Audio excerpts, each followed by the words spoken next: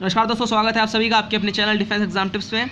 अब Indian navy SSR और artificial apprentice का आपने फॉर्म डाल ही दिया होगा, तो तैयारी स्टार्ट कर दीजिए फटाफट से। सितंबर अक्टूबर में आपके एग्जाम होंगे। एडमिट कार्ड आपको अगस्त में अवेलेबल हो जाएंगे वेबसाइट पे, उसकी नोटिफिकेशन मैं आपको दे दूंगा।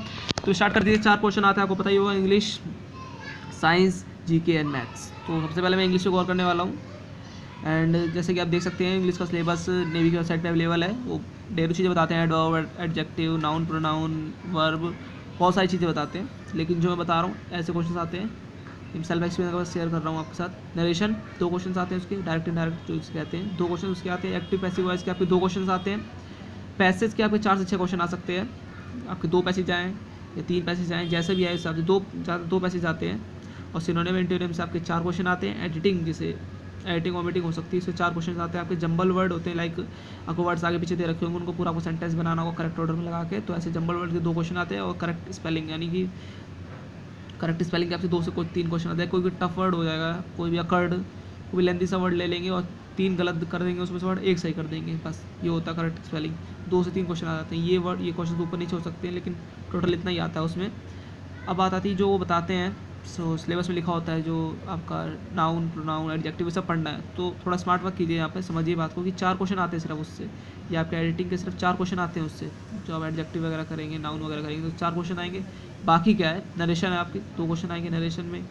और सब चीज़ें देख लीजिए, उसमें सिर्फ इसी में यूज़ हो रहा है आपका नाउन, प्रोनाउन। सबसे ईजी चीज़ इसमें आप 5 नंबर आप आराम से कर सकते हैं, वो जंबल वर्ड और करेक्ट स्पेलिंग बहुत ईजी होता है। ये कोई गलत करके आता ही नहीं, 5 नंबर आपको यहाँ बन जाते हैं। पैसेज, कई स्टूडेंट्स बोलते हैं इसको छोड़ के आ जाना चाहिए, बट ऐसा नहीं है। पैसेज में बहुत ईजी आते हैं, उसमें लेंदी पैसेज नहीं आते, बड़े बड़े पैसेज आते हैं, छोटे छोटे पैराग्राफ में आते हैं और 2 क्वेश्चन आते हैं। पैसेज मैं बता रहा हूँ, किसी भी कॉम्पिटेटिव एग्जाम के लिए पैसेज को अटैम्प्ट करने का सही तरीका क्या है। स्टूडेंट्स करते हैं, पहले पैसेज पढ़ रहे हैं पूरा, उसके बाद आप क्वेश्चन पढ़ रहे हैं, फिर आंसर पढ़ रहे हैं उसके। ऐसा कुछ नहीं करना, क्वेश्चन पढ़ो, आंसर पढ़ो, 4 ऑप्शन पढ़ लो फटाफट।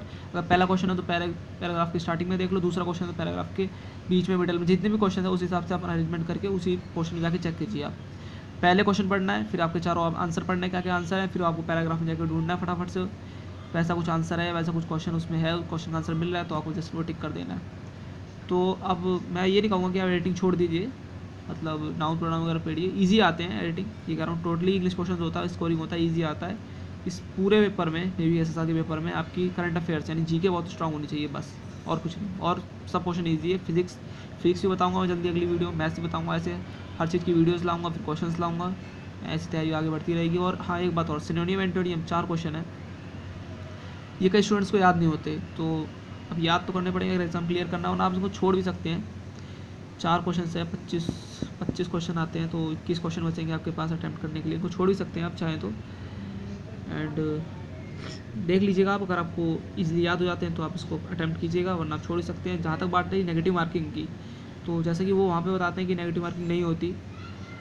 एंड अब अगर वो कहते हैं नेगेटिव मार्किंग नहीं होती, तो आप इसमें तुक्का भी मार सकते हैं। वैसे सिनोनिम एंटोनिम वो उन पर डिपेंड करता है, state wise state paper differ करता है, कि डेट वाइज डेट डिफर करता है। जैसे मतलब किसी डेट के दिन पेपर आ गया तो आपको मतलब सेंटेंस ऑफ सेंटेंस दे देंगे, उसमें कोई एक वर्ड अंडरलाइन कर देंगे, बोल देंगे इसका सिनोनिम बताओ या इसका एंटोनिम बताओ, या आप सिंपल एक वर्ड दे देंगे इसका एंटोनिम बताओ। तो सेंटेंस में देते हैं तो उसका सिनोनिम एंटोनिम में तुक्का मारा जा सकता है, लेकिन जो एक वर्ड दे देंगे तो उसका सिनोनिम एंटोनिम थोड़ा मुश्किल पड़ जाता है।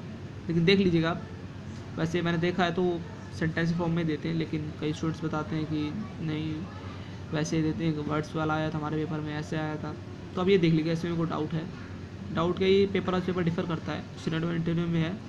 बाकी तो मैंने आपको बता दिए हैं, आप पेन डाउन कर लीजिए, इसको अपने कॉपी में उतार लीजिए आप जिसमें पढ़ रहे हैं, और तैयारी स्टार्ट कर दीजिए। इंग्लिश को ज़्यादा टाइम नहीं लेने वाला, और डेली आपको 2 घंटे देने, 2 से 3 घंटे से ज़्यादा देना मत। से ज़्यादा दोगे तो बेवकूफ़ी से ज़्यादा देना इंडियन नेवी के एग्ज़ाम को।